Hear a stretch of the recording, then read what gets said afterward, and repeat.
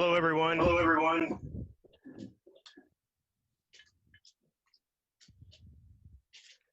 Can you guys hear me? Can you guys hear me?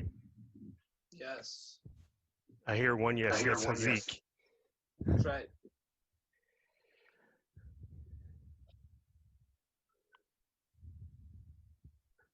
Can't see you, but I see the P.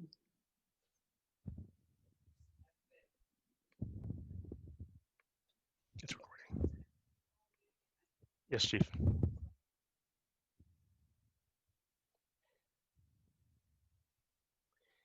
right, if you guys can hear me, can you give me a thumbs up or something? I see one from Matt. I know Hazik could hear me, but I don't see anyone else's. Da from channel from KPix. I can hear you. Thank you, Da. Thank you. Yes, I can hear you from KTSF. Thank you.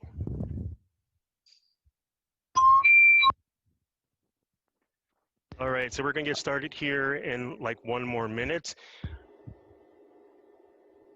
Paul, this is Mobile 4, Dean Smith, ABC 7. I don't know if you can hear me. I can hear you fine, Dean. Thank you so much.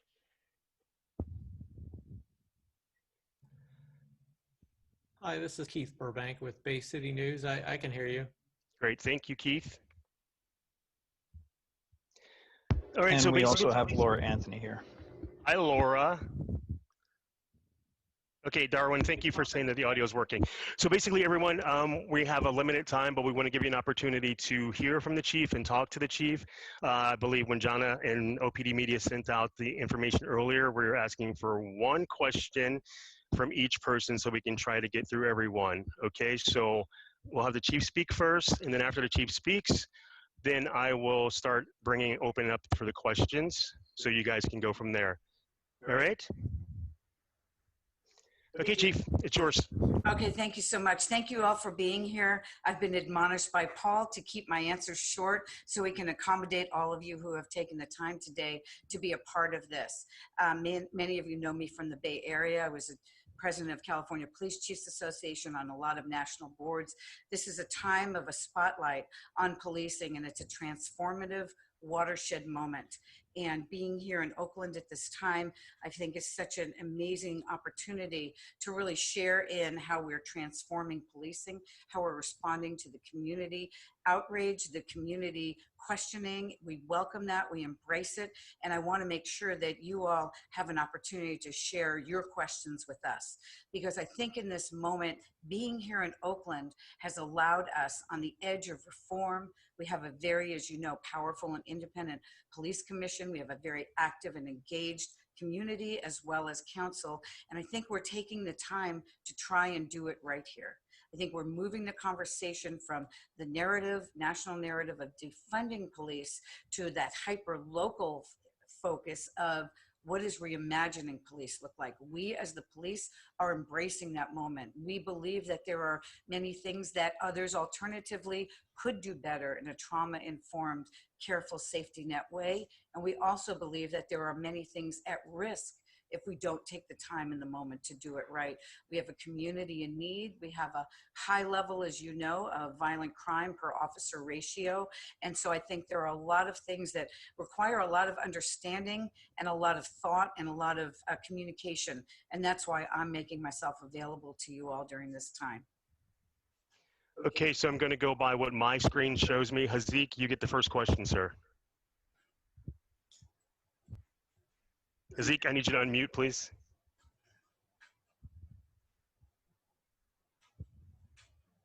You got me? Yes, I hear you now. Okay, good.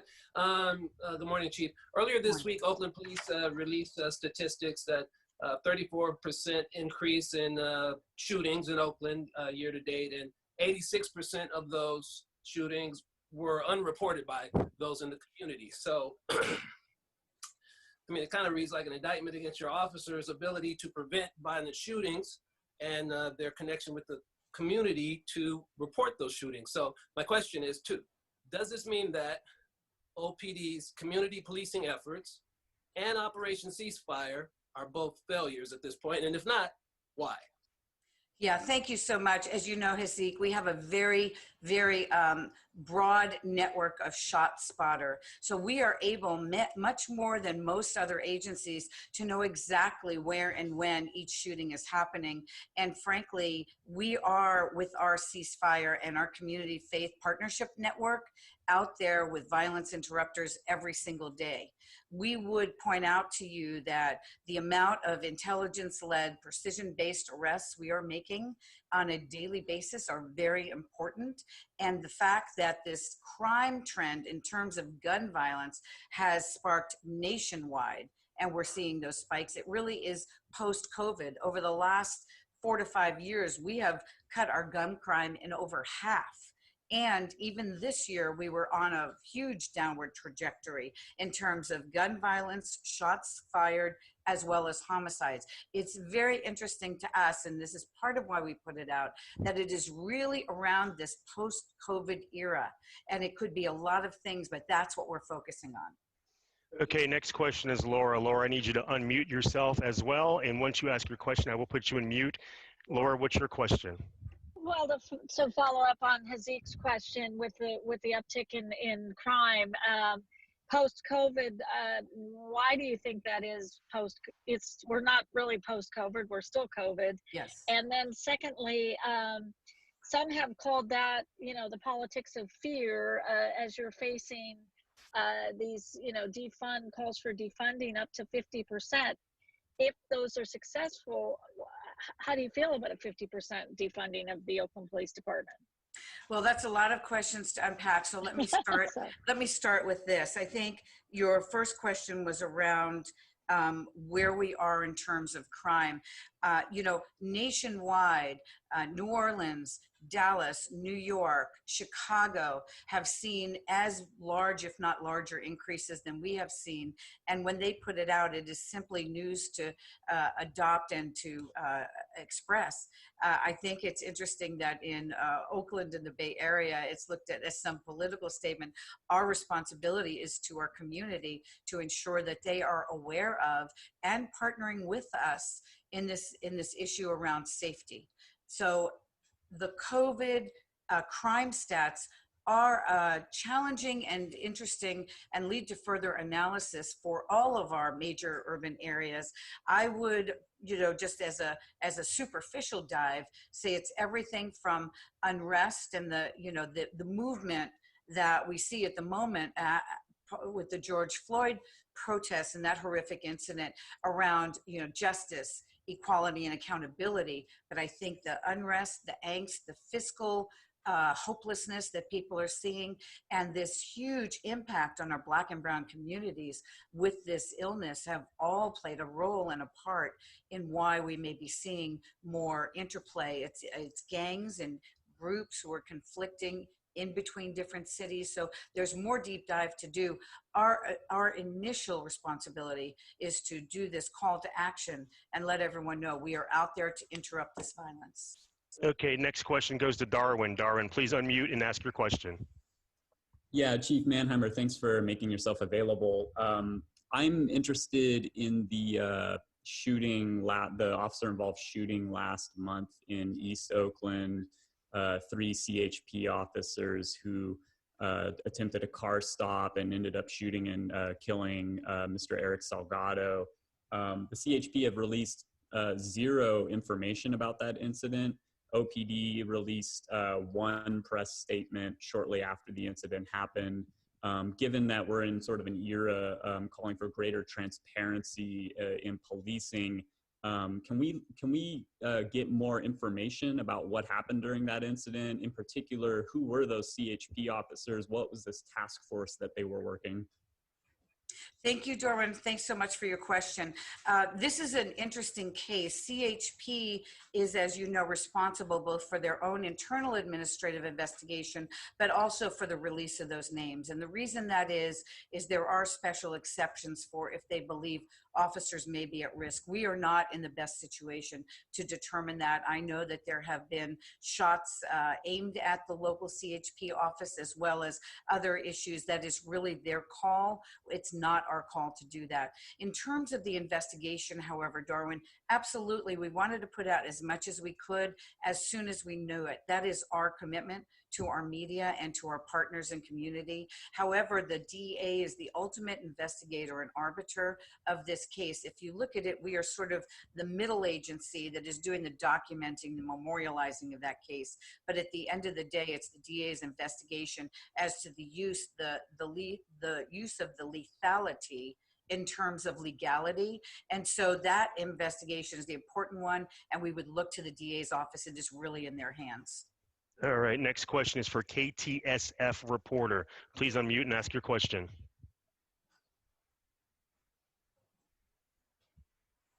Okay, to keep things going. Yeah. Oh, Okay, there you are. so Go ahead. Thank you. hi, Chief and everyone. How are you? This is Linku from KTSF Channel 26. I have a question regarding the hate crime against the Asian, because during the COVID-19 pandemic, there have been a lot of report goes to the hotline of the Stop Hate on AAPI. So those are hate crime against the Asian. I was wondering how is the situation in Oakland? Do we get a lot of report from the Oakland PD, and what's the policy that in the city of Oakland is on this matter? Thank you. Thank you so much for your question regarding hate crimes, particularly focusing on the AAPI community. I will tell you that we have seen an uptick in hate crimes, particularly in the Bay Area. We stood up a hate crimes task force. As you know, we had two really high profile incidents around nooses and around effigies found in our Lake Merritt area. We have a zero tolerance policy on hate crimes of any type in our city, and we are seeing this whole issue of racial justice and equality is bringing out some incidents. So we take these very seriously. Particularly to your question about our Asian community here, we have a very treasured and fragile Chinatown just outside of our downtown area, very close to our police administration building. And we saw during the riots, as I will call, that infiltrated the wonderful peaceful demonstrations, that Chinatown, as many other areas of the city, was a target. And at one point, we did not even have a pharmacy available in Chinatown for our seniors and elderly because they had been looted. So we have focused a lot on our different merchant areas, Chinatown being one of them. And we have seen an uptick in hate crimes throughout the Bay Area, but our task force, I think, is on top of it. We would encourage anyone who believes they are a victim of a hate crime to come forward, call our tip line, our hotline, etc. All right, next question goes for Amari. Amari, can you please unmute yourself and ask your question? I have no questions at this time. Thank you. Moving on to Max.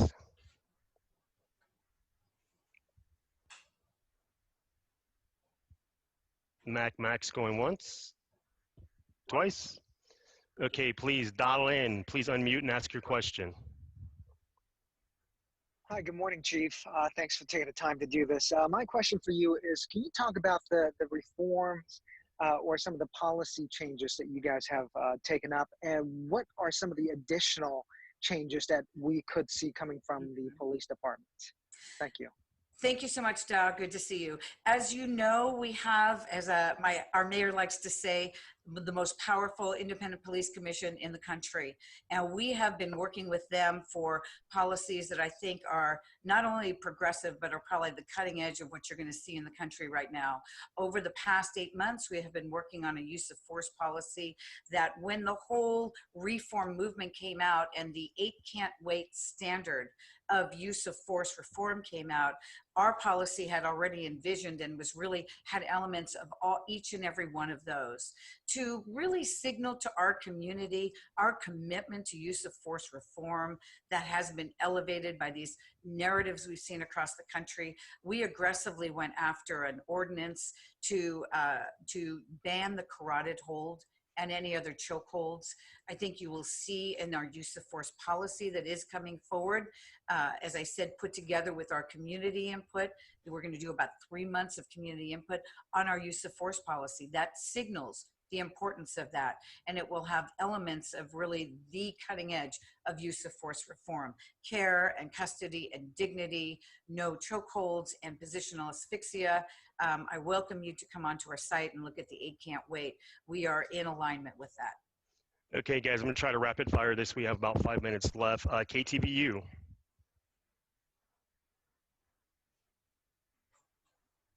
All right, moving on. I see someone just says news. I'm not sure who that is. Okay, Rachel Swan.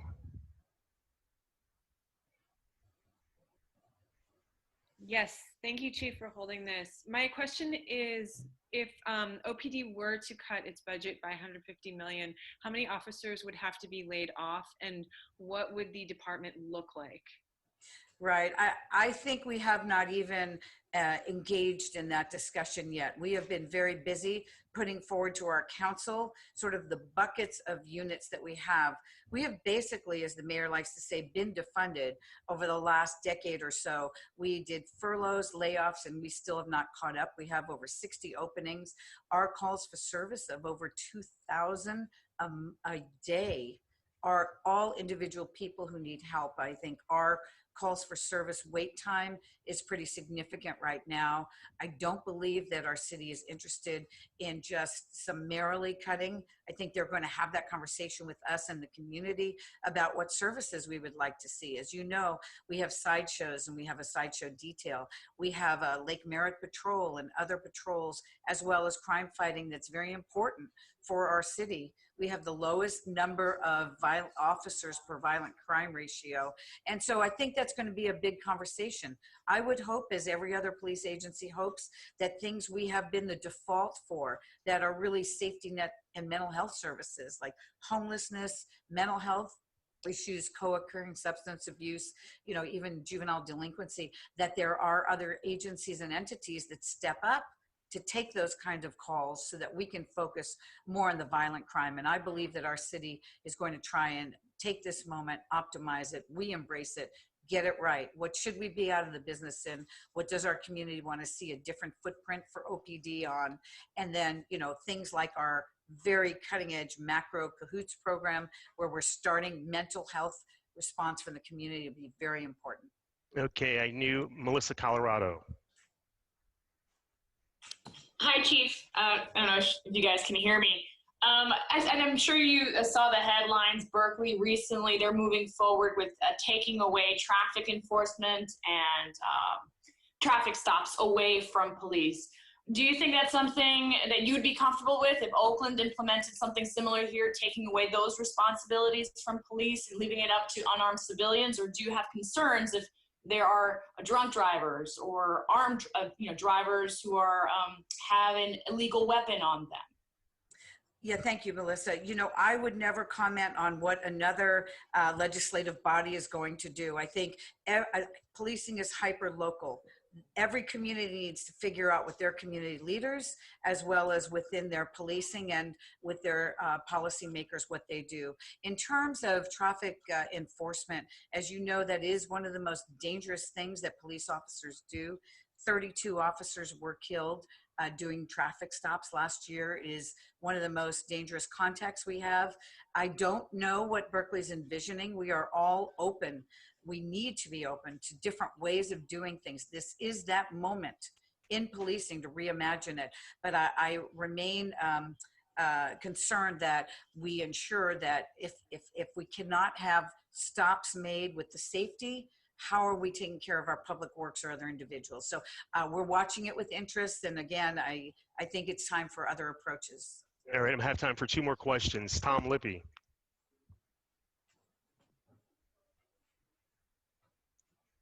Keith Burbank. Hi, Chief. Thank you for taking my question. I was wondering, you mentioned, I think, that the increase in shootings and gun violence in the city may require a deeper dive, and was wondering if you have any plans to look into that now, and when you might have that complete. Thank you. You know, what I love about the OPD, and as you know, I'm the interim chief here, is that every morning, every member of the department who's in a leadership role or in a frontline role that's directing units, our ceasefire, Department of Violence Prevention, are going over the last 24 hours of crime. Our crime analyst brings us that data. We do deep dives on that. We look with ceasefire and our partners, particularly in San Francisco PD right now, as we're seeing a lot of inter-gang, inter-group play. And I think it's not one answer, but we need to know all of those answers so that we can more appropriately do it. We have recovered over 475 guns related to crimes this year alone. We have seen a 34% increase in assaults with a firearm. We are really putting this information out to send a signal to our community that we need more information and we need to be out there with them. I would say that our ceasefire, our director of violence prevention are on the ground every day. Every day that there's a shooting, we're looking at where is their retaliation? What is the situation?